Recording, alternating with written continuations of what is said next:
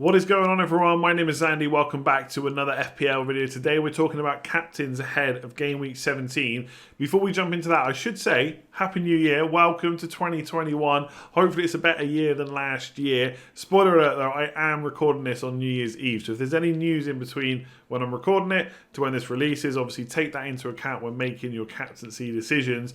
But whether or not it's a brand new year, we still have the same FPL decisions to make. So we're going to talk through the main captaincy contenders for this week, the teams they're playing, who might do well, who might not do so well, and then look at some of the other matches as well. So before I jump into it, please do give it a like, hit subscribe if you're new around here, and let's jump into it. We'll start off with Man United versus Aston Villa. I've only captained Bruno Fernandes once so far this season, and he got me 34 points. So I was pretty happy with that, but given how many points he's got so far this year, I probably should be looking to captain him more. So we'll come on to the players in just a second. I'm not really looking for anyone for Aston Villa for captaincy. I think if you've got the likes of Grealish or El Ghazi, or even if you're still holding Watkins, they're okay to hold, but in terms of captaincy, we're not really looking there. The only thing that kind of puts me off this fixture is Aston Villa defence is pretty good, right? We saw last year they were awful up until Game Week 30 plus when they kind of turned it around post-lockdown, and I thought, small sample size, they're battling against relegation. Obviously, they did have a couple of personnel changes when it came to that defence, but they've carried that on into this season, right?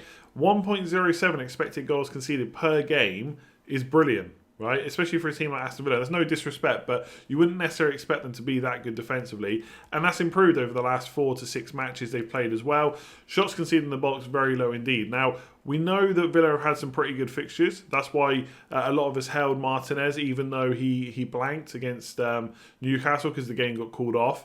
We kept him because he had good fixtures, and that's come through. And that's why the defensive stats have kind of improved.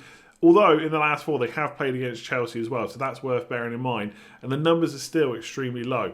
I do think in that Chelsea game, they were able to get at the Villa defence a few times. Chelsea can probably consider themselves a little bit unlucky they didn't score more goals. I'm not saying they deserve like 4 or 5, but I think even 2 or maybe even 3, Aston Villa probably wouldn't have been too disheartened if that had happened because they defended well, but Chelsea did get chances as well. So I think that's going to happen for Man United. This is a really big game. If they win this, they go into the Liverpool game with a game in hand, only 3 points behind if Liverpool beat Southampton. So it's a massive game. And Man United have been playing well. They've been creating chances. You can see from the numbers there, the last 4 matches, obviously Martial not played quite as many minutes, but he's had 9 shots in the box, 9 for Rashford, 7 for Fernandes, so it's pretty high. And Fernandes is also creating a lot of chances. So I think this is one of the best games this week to target for captaincy, just because Man United are in pretty good form, and all the players that you'd own, Martial, Fernandes and Rashford, are all doing really well. Martial's got the slight caveat that Cavani can play as well, but I don't think Cavani's going to play again. I think that was a rest for Martial, and Martial's still the main number 9. So if you've got him, outside punt there for sure, especially considering his expected goal numbers are just as good, if not better, than the other 2 in less minutes. Rashford's been looking really good recently. Not creating too many chances, but his goal threat is decent. He's causing teams problems. He's the one that got the winner against Wolves. And again, I think this is going to be a good game against Villa. Mings will be back. I think he was only suspended for 1 game.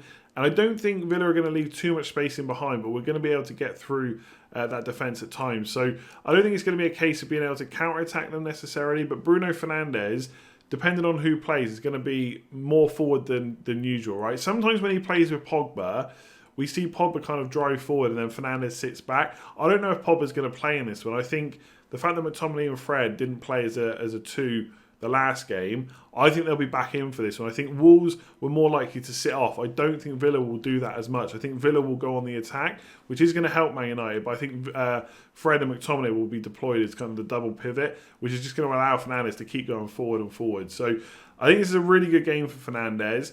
I don't know if he's the standout, but I think it's pretty close. I think it's quite close this week because of the fixtures and the teams that are playing. I don't think there is a massive standout as we've seen for maybe Salah versus West Brom, although obviously that didn't go quite as well as planned. But Fernandes has got to be right up there. So if you own him, I think this is a decent captain. He plays the first day as well. So if there are any postponements, you're probably not worried too much, although I wouldn't let that alter your thinking too much. But yeah, for me, Bruno Fernandes is decent. But if you own Rashford and Martial, they're good differentials too. So as is usually the case with Leeds fixtures, this is probably going to be one of the matches of the game week, right? It's going to be exciting to watch. I'd assume there's going to be quite a few goals. I don't see this being a boring 0-0 or a 1-1 or something like that. Exactly how it's going to play out, though, I'm not too sure. Obviously, I would really have liked to have seen Spurs against Fulham just to see how they approach that game. I'm sure no matter how they approach that game, it's different versus Leeds, right? Fulham don't possess the same players in attack that Leeds do. Leeds create you problems, they overload the box, etc.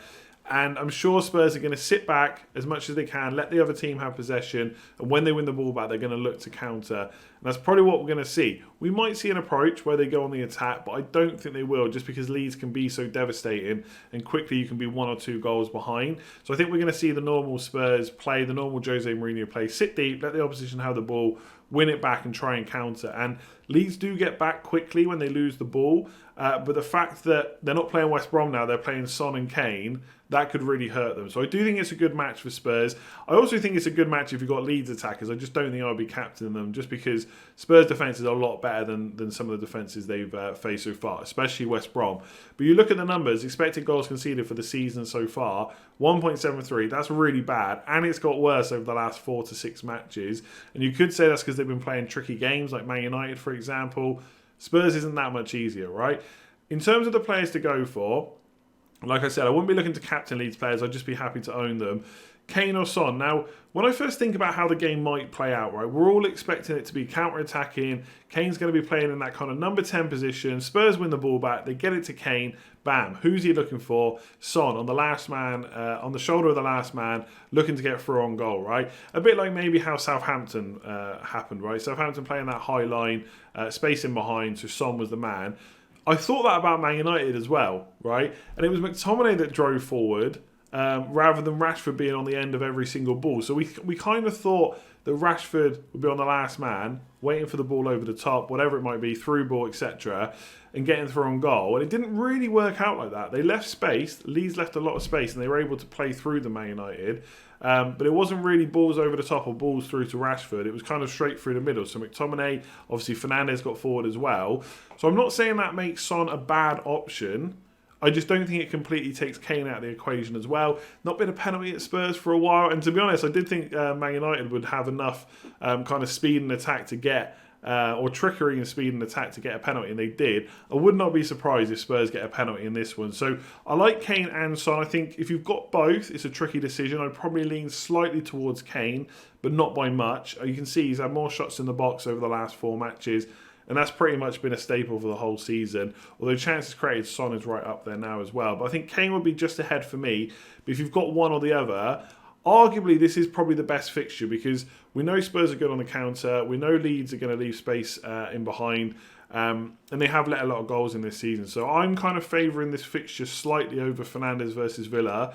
The only thing is we haven't seen Spurs kind of score more than 2 goals for a long time now, and they have had tricky games, and I just wonder if they've gone a little bit too much into their shell, worried about the other team. And I think Jose, this is a team that he'll be worried about. He'll be worried about Bielsa and Leeds. So that's my only kind of caveat and worry about it. But on paper, it looks good. Leeds concede a lot of goals to big teams. This is a big team. Kane and Son have been brilliant so far this season, albeit not so much in recent weeks. So I do favour Kane slightly, but I think if you've got one or the other, they're both really good captain options this week. So Southampton versus Fulham next. And this is an interesting one, because I think if Salah hadn't blanked against Newcastle, he'd be quite heavily captained this week. But the fact that he's now played Fulham, West Brom and Newcastle, only scored 1 goal, and that was from a penalty, I do think it will put some people off, right? For the record, I still think this is a really good fixture for Liverpool. They create a lot of chances, as we know. Best attacking team in the league so far this season, right? We all know that. It's just not quite worked properly over the last few games. No goal against Newcastle, 1 goal against West Brom. What I will say is, I watched that Newcastle match last night. I don't know how Liverpool didn't score, right? Darlow made a great save. Salah threw 1-on-1, put it wide. A couple of corners from Robertson that, Firmino missed basically kind of an open goal. It was a really good chance. I will say he was off balance when he took the header. But there was another chance when he headed, I think it was, either he or someone else against Darlow from a corner. Salah on the follow-up was so close to just poking it in. So it wasn't like they're playing badly, but it's just not going in the net. So I still think this is a good fixture. I will say, though, I came into this thinking that I know the numbers for Southampton over the season defensively have been good, but I thought they would have got worse, and they haven't. They've actually got better, and even without Vestergaard, they're playing quite well. I think Vestergaard is still a miss in a game like this. I watched the Southampton-Man City game, And I know we've joked around a lot about the Southampton high line, but they played quite a high line against Man City, and Man City didn't really trouble them too much. And Vestergaard in particular kept coming out of defence to win the ball off players like Kevin De Bruyne, who was central. As soon as he got the ball, they were straight out to him. Whether or not that will work against Liverpool, I'm not sure. I would say if you play a high line against Liverpool with Mane and Salah getting in behind, that is quite bad. And obviously Vestergaard's not there either. We haven't seen too many games without Vestergaard in recent times, but he is injured and he is going to miss this one. So I do think this is still a really good game for Liverpool. I don't think you should let the last couple of fixtures put you off. Like Salah, I don't know how he didn't score, right? You can say he's off form, he's got like a loss of confidence or whatever, but he's still getting into the right places.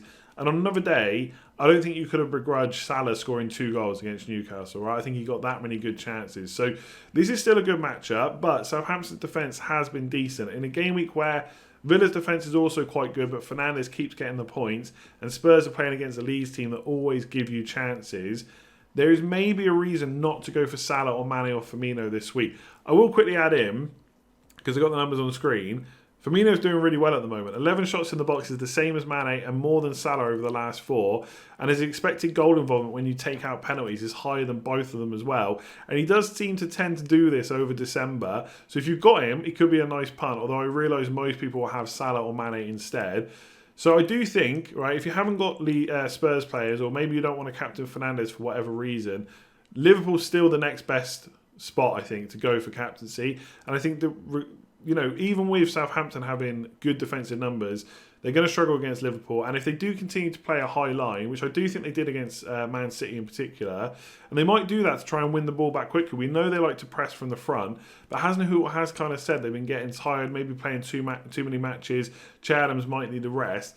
That could all hurt them, right? Their kind of defence is attack first, and that helps your defence with Southampton.